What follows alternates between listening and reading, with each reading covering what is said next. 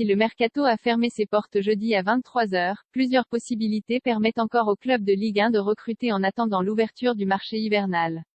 Cela pourrait notamment débloquer le cas Bamba Dieng. Ouvert depuis le 10 juin, le mercato d'été a fermé ses portes jeudi à 23h à l'issue d'une dernière journée très active en France. Elle fut aussi marquée par quelques échecs notamment sur le cas Bamba Dieng, dont la signature à Nice n'a pas été enregistrée en raison d'un problème lors de la visite médicale. L'attaquant sénégalais reste pour le moment à l'OM qui attend de plus amples informations.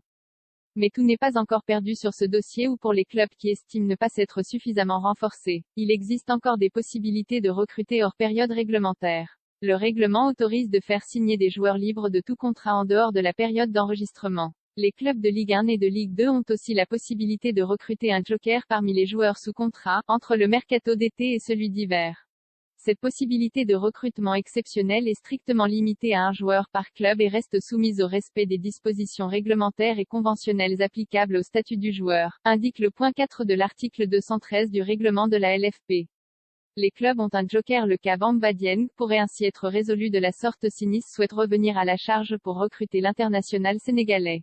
En 2019, Marseille avait utilisé sa carte joker pour faire venir Valentin Rongier de Nantes après avoir échoué à trouver un accord avec le club des Pays de la Loire dans les temps. Il reste enfin un dernier cas où les clubs peuvent se renforcer en dehors du mercato, celui du joker médical. Cela est possible en cas de décès d'un joueur sous contrat, de blessure grave du gardien de but ou de son remplaçant. Dans cette hypothèse, le club ne peut recruter qu'un nouveau gardien, de blessure grave d'un joueur sous contrat, lors d'une sélection en équipe de France, si cette blessure entraîne pour le joueur une incapacité d'une durée supérieure ou égale à 3 mois.